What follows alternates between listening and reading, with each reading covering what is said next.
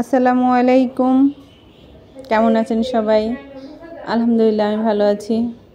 আমি এখন আপনাদেরকে কাঁঠাল বিচি দিয়ে পরোটা তৈরি করে দেখাবো। প্রথমে আমি কাঁঠাল বিচি খোসা ছাড়িয়ে ছুলে এখানে রেখেছি। এখন এর ভিতর দিয়ে দিলাম লেবুর রস। লেবুর রস দিয়ে কিছুক্ষণ রাখবো, তাহলে এই উপরে যে লাল চামড়াটা আছে এটা উঠে যাবে তাড়াতাড়ি। ভালোভাবে লেবুর রস দিয়ে নিলাম, কিছুক্ষণের জন্য রেখে দেব। এখন চুলায় একটা প্রেসার কুকার বসাই দিলাম। বসাই দেওয়ার পরে কাঁঠাল বিচি ধুয়ে এর ভিতর দিয়ে দিলাম। এখন দিয়ে দেব পানি দিয়ে এগুলো ভালোভাবে সিদ্ধ করে নেব। প্রেসার কুকারে সিদ্ধ করলে ভালো হয়, সেজন্য প্রেসার কুকারে সিদ্ধ করে নিলাম, তাড়াতাড়ি নরম হয়ে যায়। প্রেসার কুকারে 2টা সিটি দিয়ে নিয়েছি। সিটি দেওয়ার পরে ভালোই সিদ্ধ হয়ে গেছে। তাড়াতাড়ি সিদ্ধ হওয়ার পরে এগুলো নামিয়ে ঠান্ডা পানি দিয়ে একটা জালনিতে করে ভালোভাবে পরিষ্কার করে ধুয়ে নিয়েছি। এখন এগুলোকে আমি একটা পাটায় বেটে নিব। ভালোই পরিষ্কার হয়ে কাঁঠাল বিচি বাটা হয়ে গেছে। এরপরে একটা বাটি নিলাম, বাটির ভিতর দিলাম ময়দা।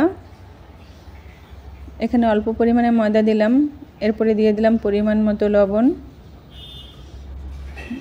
এখন কাঁঠাল বিচি বাটা দিয়ে আর ময়দা দিয়ে একসাথে মিক্স করে খামির তৈরি করে নেব। দিয়ে দিলাম বেটে রাখা কাঁঠাল বিচি।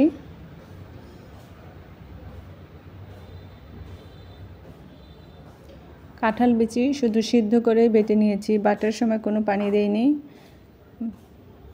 আর এখন খামির তৈরি করার সময়ও কোনো পানি দিতে হবে না, পানি ছাড়াই সুন্দর খামির তৈরি করা যাবে।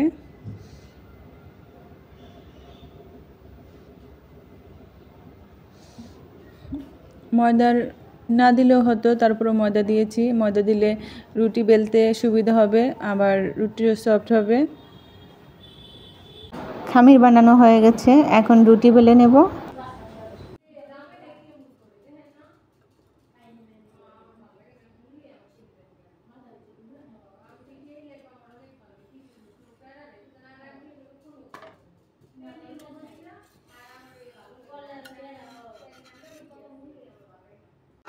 ঝটপট তৈরি করে নিলাম অল্প সময়ের ভিতরে, সহজ রেসিপি কাঁঠাল বিচির রুটি।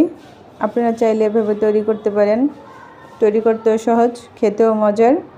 আর আমার এই রেসিপিটা যদি আপনাদের কাছে ভালো লাগে তাহলে দয়া করে আমার চ্যানেলটা সাবস্ক্রাইব করবেন, পাশে থাকা বেল বাটন প্রেস করবেন। ভালো থাকবেন সবাই। আল্লাহ হাফেজ।